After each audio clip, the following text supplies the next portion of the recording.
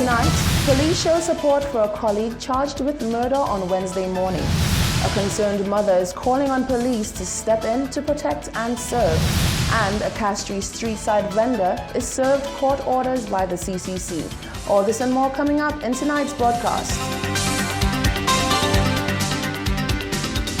This is the Hot 7 Nightly News with Loveless and Amy Joseph. It is Wednesday, the 19th of August, 2020. Welcome to the Hot 7 TV Nightly News Edition on Flow Channel 117, Kiss FM, and our Caribbean Hot FM mobile app. I'm Rochelle Gonzalez, standing in for lovely Saint Amy Joseph. Thank you for joining us. Police converged at the Police and Allied Services Co-op Credit Union building on Wednesday in a show of solidarity to a fellow police officer who was charged for the murder of a man during a 2018 shooting in Grosley. Over 40 police officers gathered around the Police and Allied Services Co-op Credit Union building and the Royal St. Lucia Police Force headquarters on Bridge Street to show support to a fellow police officer who was charged on Wednesday morning for the 2018 murder of 22-year-old Ronnie Samuel in Grosley. The shooting incident occurred during a J'ouvert celebration in August of that year, where two persons were injured by a shooter who opened fire in the crowd and then fled. Police officers who were on the scene gave chase and in an exchange of gunfire shot the alleged assailant. He succumbed to his injuries shortly thereafter. President of the Police Welfare Association, Travis Chico, explained to members of the press that the officers united to be a vision of moral support to their colleague, as well as to ensure that the dispensation of justice was quick. It has been indicated that one of our members have been charged for murder. He was charged this morning. And as the Welfare Association, this is one of the times maybe when you sit in the chair, you probably would understand what is happening. What meets the normal eye is just that somebody is charged for murder. But in our circumstance, noting that the oath of office that we take, sometimes we are called upon to take certain courses of action. And this is a situation where we as a welfare association will provide moral support to our colleague. We will also provide support to the victim as well and his family. The Welfare Association continues at this point. Will be very brief and will ensure that a fair, speedy trial will be provided for our colleague. Chico revealed that there is currently a small number of officers on suspension for similar offenses, and these matters have dragged on for over a decade. The PWA president called on association members to keep the faith. We call our members at this point in time that we should never lose hope on the judicial system, and we must at all times have confidence in the judiciary of the state. Notwithstanding that we believe certain things could have happened differently, but as a welfare association, we are not in the business of making any challenges as it pertains to decisions handed down by the Director of Public Prosecutions. But the Welfare Association continues to urge our members to remain professional. We know that we are operating in trying times.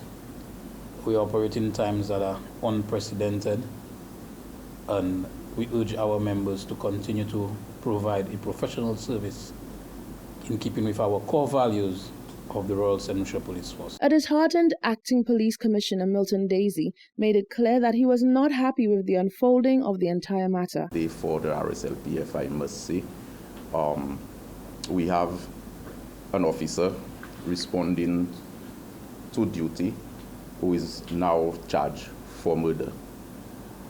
As I have said before, that persons in responding to situations, officers that is, in responding to situations, you have to ensure that any action that you take, you will be able to justify that action. That is the essence of it. And I am hoping that this officer will be able to justify the action that he took on the day.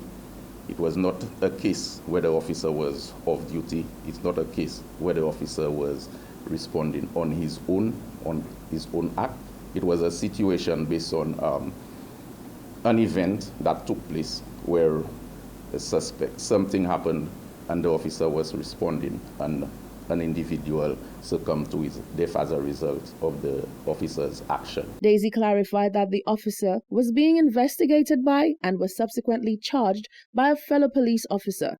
He said he hopes that this fact puts the assumption that the police cannot police themselves fairly to rest.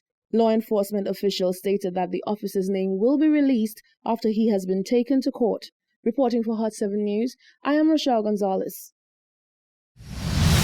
In other news, one concerned mother is calling on the police to step in to do their job by protecting and serving her family and by large her community by arresting an alleged menace to society. Cornelia Jacobs says her son's life has been threatened after her son stepped in to de-escalate an altercation. This, she said, was when the real trouble began. His attack actually stemmed from him intervening in some altercation between this guy and a young woman, and thereafter the young man threatened the young woman, and I also believe that he physically assaulted the young woman's mother. The police was called the same night and they came, and I do believe, based on what he told me, the young man was arrested, but by the next day he was out again. And when he came back, he said to my son that he had come for him, and the photographs of the door and the window are what he did the next day. And he told my son that he's going to kill him. Jacob questioned the logic behind what she dubbed the hasty demolition of the old police custody suites. She had one direct message to the acting commissioner of police.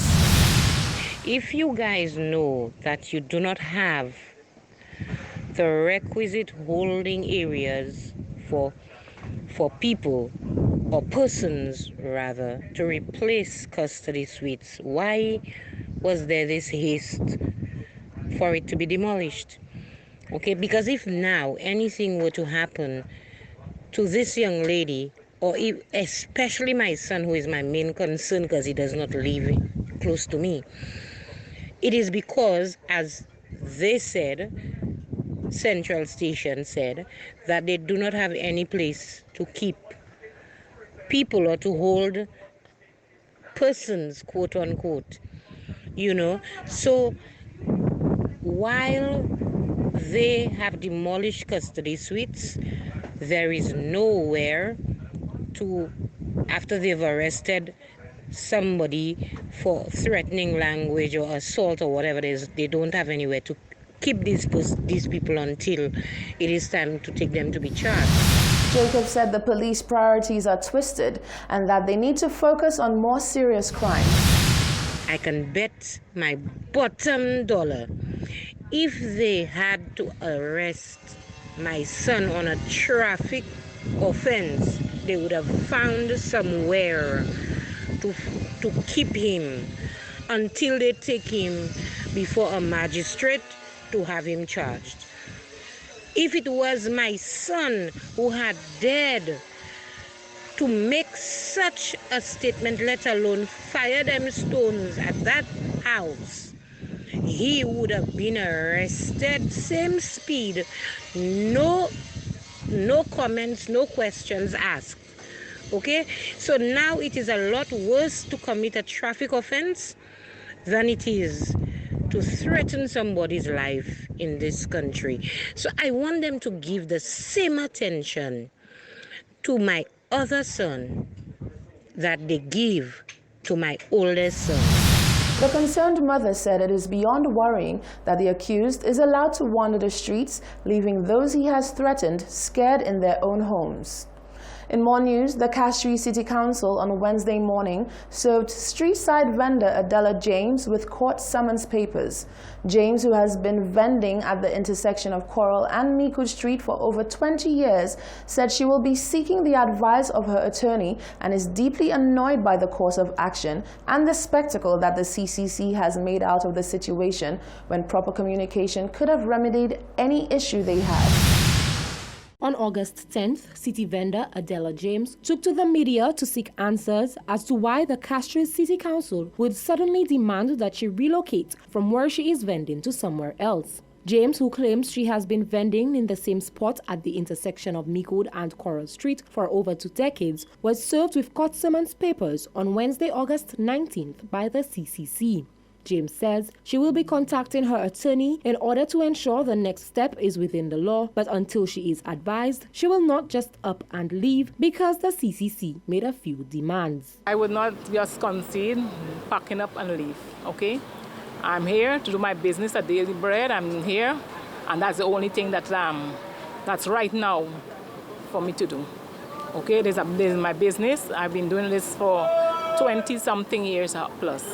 Okay, and I'm not just gonna pack up and leave. Well, I'm gonna give it to my lawyer, and then I'm gonna take it from there. James explained that had provisions been made for her to relocate when the CCC representatives first approached her, she would have happily obliged. She indicated that perhaps better communication and a different approach would have achieved more favorable results in this entire situation. I'm a bit disappointed, not a bit, a lot disappointed, because City Council have not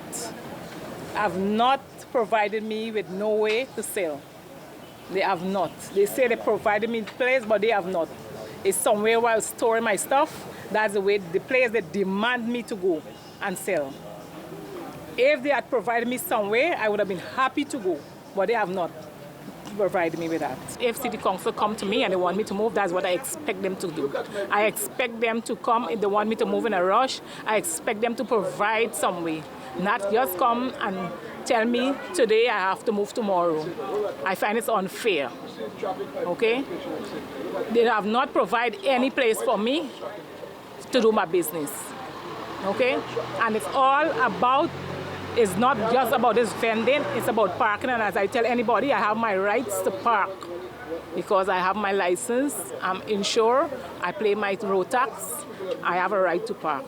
Between Friday, August 7th, 2020, and Thursday, the 14th August 2020, on Coral Street near the intersection with Meekwood Street, situated in the city of Castries within the 1st Judicial District of this state, did vend without being in possession of a valid vending permit issued by the Castries Constituency Council. The officer who served James with the papers read them out to her and was accompanied by his supervisor as well as the market coordinator, who at the time denied the press any comments. Within the 1st Judicial District of this state, I did expose for sale by hanging up and placing an assortment of goods and merchandise on the said street, causing the same to project onto and over the Coral Street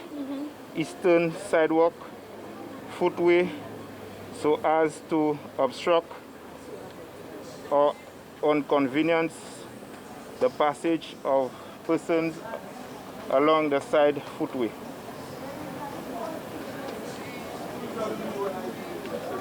That's it.